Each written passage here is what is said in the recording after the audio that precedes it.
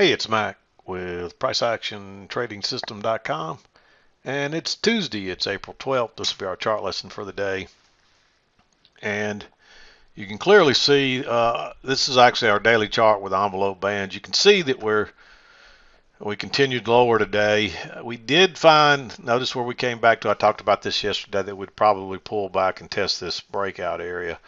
Uh, it held for now. It looked like we were going to get rejection off of it, but in the end, I wouldn't call that rejection. That's just kind of a neutral kind of close there. So will we get some more down movement, or will we find support and go higher here? We'll just have to see. But this is kind of what I was alluding to yesterday, that most likely we were headed down here to test this breakout at a minimum. Now, if this support holds, we could go higher again and make another leg up. It'd be great if we could start higher here and make another leg very similar to this one. But I'm not ready to call that one at all. So I don't know what's going on with my chart there. But anyway, you can see it. That's what it looks like on the daily chart. Let's flip over to the 2000 tick chart and take a look and go through the trades. Okay, here's a look at the 2000 tick chart, and you can see it was really strongly up. We had this green channel, we had a break, moved to a new high, and then it was all downhill after that.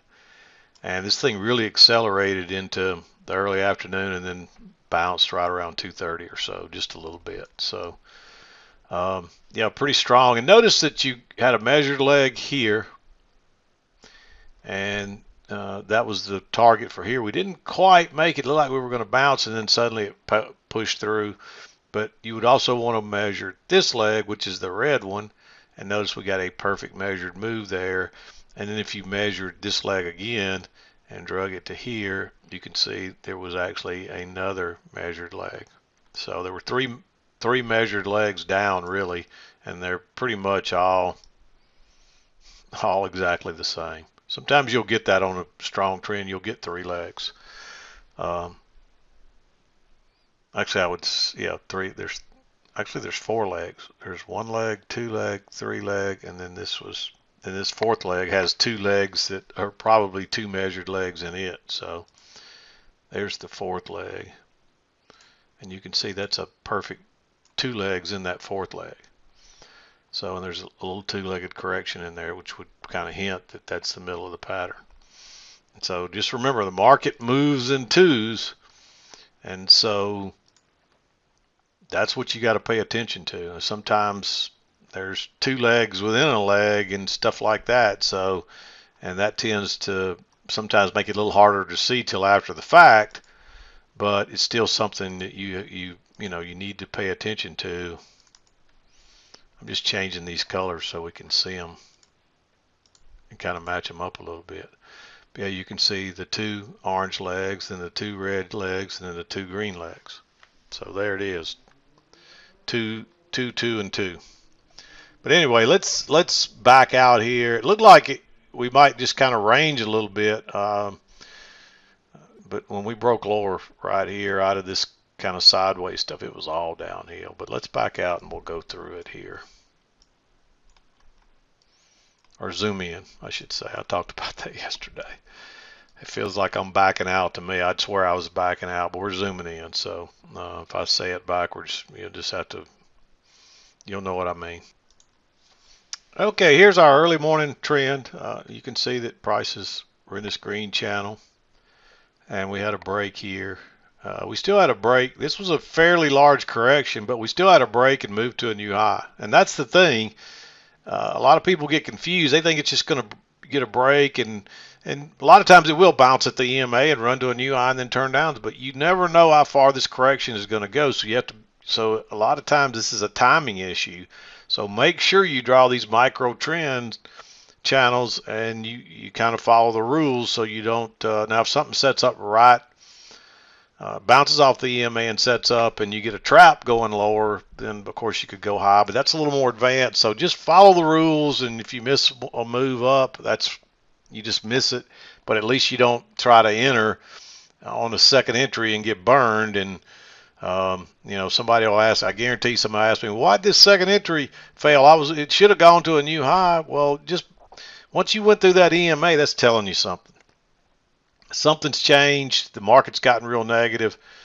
You don't always make a move to a new high. 90% of the time you probably will, but nothing is 100% in trading. And this is one of those times where the correction was bigger before it moved and made a new high, but it still did exactly what you expect. So it's a timing issue. So just be sure you're careful there. But anyway, 7 o'clock came right in here, and notice that you made a new low here, and you got a first entry, second entry. So this little break low, if it breaks higher, that's a failure. And you can see that trend line's holding right there. And I like that one. You could almost argue for this to be blue. The reason I ended up making it green was because it did go sideways a little bit, but that's usually a pretty good sign. The market's strong enough that it can't really back up very much. So it bounces there. And then it actually gives another pull back here, and I marked it green as well. This is like a little breakout pullback. There's a little bit of resistance there too. That's another reason I made that green. But this is an uptrend, and at the very least, you'll probably get 2 legs up, just like we talked about earlier. And so look where your target is, and look, that's where price is corrected, and that's because a lot of smart traders know about these, that the market moves in twos, and they know where these targets are, and that's where they look to exit. Can it go higher than that? Of course, but most of them want to take their profit where they expect it to find resistance, and that's why you get that little correction there most likely. And so nice move up. If you catch this, you probably catch a runner.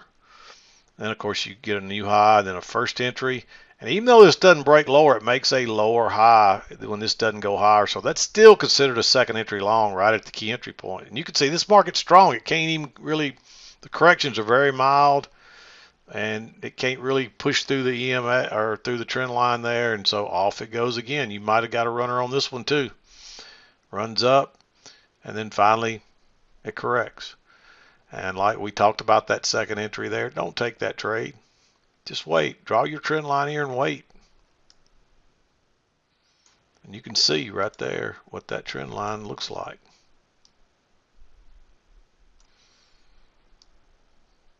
So just wait till this correction's over. And you finally get a close outside, and it makes a new low by 1 tick. Then it makes a higher low right here. You don't get a good setup. It's a little bit sideways, but it runs up here, and it actually gives you a first entry and a second entry, but that's not a very good signal bar. So just wait, see if you get a higher low or a reversal, and guess what? You get a higher low right here. And once again, you probably get a runner on that, and boom, off it goes. Then it starts working sideways again. And literally you tried to go lower once, twice, 3 times, 4 times there. And notice how each of those lows are getting higher and higher till you get that trap there. And once again, you get another runner. Actually, I don't know when this one might have come back, but you still could have gotten a runner, a point or two out of that one really. And you actually get another second entry here, but that's an inside bar. Signal bar is not good enough, so you can't really take that trade. There's a higher low there, but I don't think I would take that trade that far away. We've been away from the EMA a long time, and you're not at the key entry point either. And it would have been a nice trade. It runs up, and then suddenly we're going the other way. So there's actually a shorter term trend line in there too, right there, and you get the break and a move to a new low, and then it runs up and it takes off again. But this is all just too congested right in here. I don't see anything that I really like in there. You do get a reversal here. I didn't mark this one. I went back and forth. It does confirm this blue. You do get a confirmation. This is right off the trend line. So, you could argue for that to at least be green, but it's definitely a little more advanced trade. It's a failure. Notice the new high, first entry, second entry. But it's just been so sideways, and it's kind of back inside those lows right there. Again, you can argue for it to be green at the minimum, but I'm not crazy about it. There's better trades than that. So we drop on down, then you get a little two-legged move back, but again, your signal bar is not very good. You could use either one of those bars because they make matching highs, but neither one of them qualify for an entry, so no trade there. and then we drop on down. And it was hard to know if this was an overshoot right here, but if you drew this secondary channel as well, then maybe you see that there's a steeper channel here instead of on top of the blue one. But you still don't know if this is not an overshoot. So I was a little leery to go short on this little move right here. I think there's room. Let me zoom in a little more. I think there's room to go short right there. I didn't count it, but I just don't, when you're going sideways like that and you're looking for prices to possibly come back here and to definitely come back to here, that's one thing. When you see the trend line and the EMA running congruently like that, that's something you generally to watch. So, anyway, you might take that trade. You could argue for it to be green, I guess. If you have enough room to scalp out before the low of the range there, you could take that trade. And then it drops on down, and then it's two legs back to the EMA and trend line again. Unfortunately, your signal bar is no good, or that would have been a nice trade right there. It's a second entry short. It's right at the key entry point, the EMA, the whole 9 yards, but it's just not a very good setup. And then here you break out, and you get you kind of bump along, and then you get that trap. And so now you got a nice bearish bar right at the highs of the range with plenty of room to scalp out. I like that one. Just trading range rules on that. And of course it bounces. I don't see anything here that you could take to the upside, so you just kind of have to watch that one go. You get a close outside, a new high, and then a lower high. And that does, if you draw the trend line over there, I don't know if I would use that to confirm the trend line, but you have to say, hey, there's something going on right there.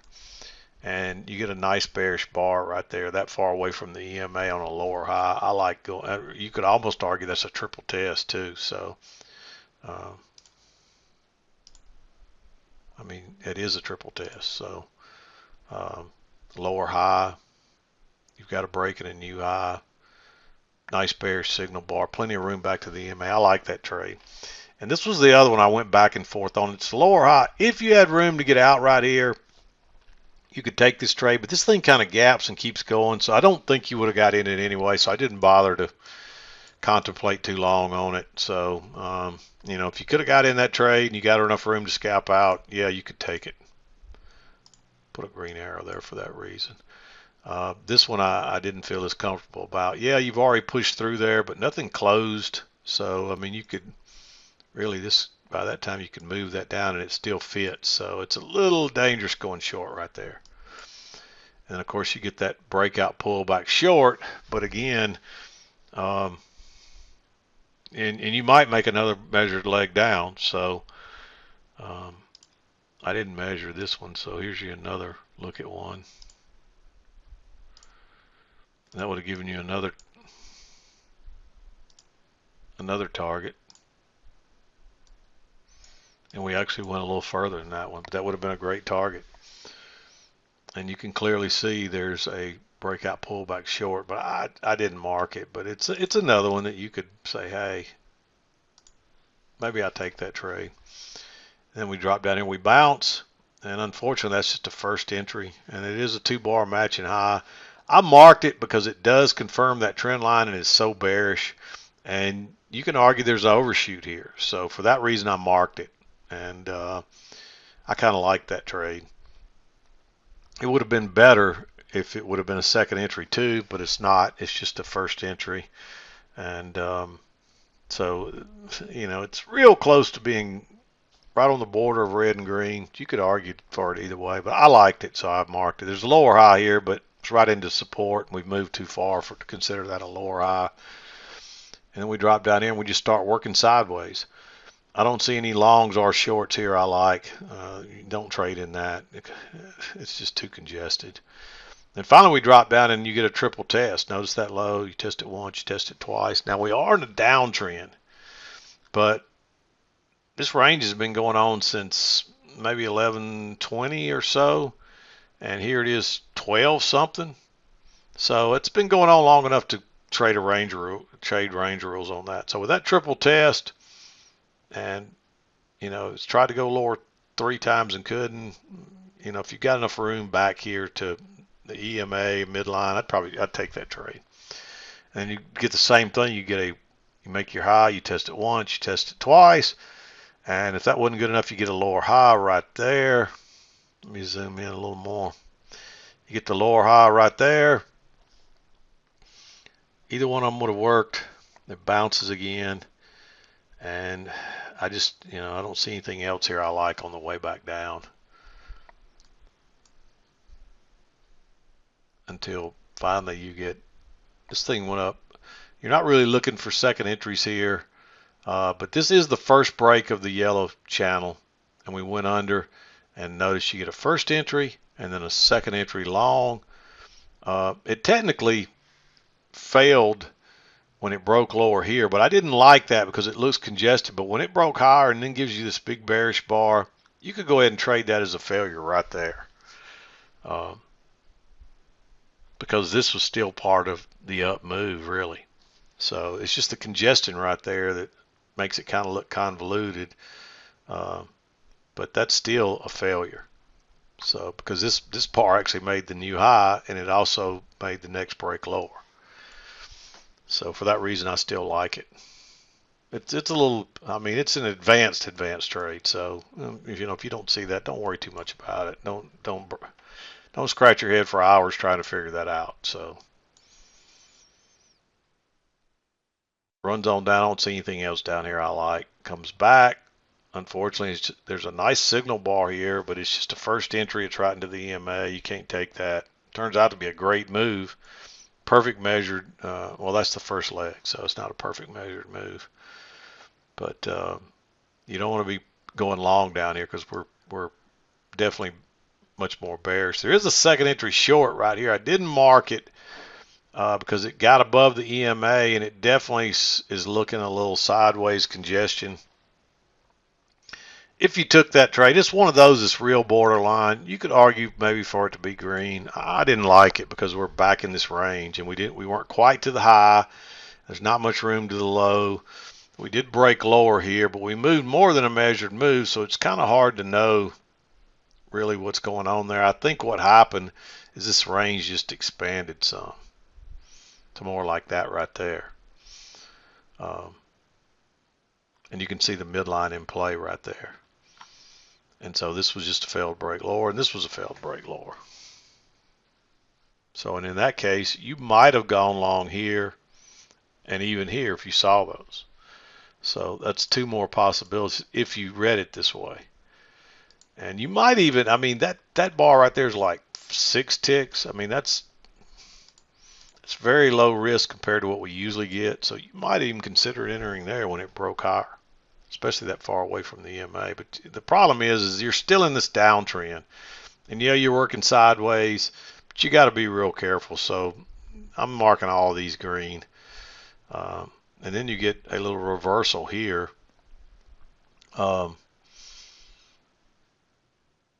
Notice the new high. Try to go higher once, twice. But I just like how bearish that bar is. So if it breaks lower right there, it's probably going to at least go to these other lows. So if you got enough room to scalp out from them, take them and look for a possible measured move. And notice we got a little support there, but it dropped on down. So the market's really bearish here. And then you drop to a new low, and then you get a first entry and then a second entry. So, and you do get a close outside here and a move to a new high. It's pretty, it's not easy to see. It's a little bit of sideways stuff there. This one, I almost marked this one green, but I think you could still take that trade.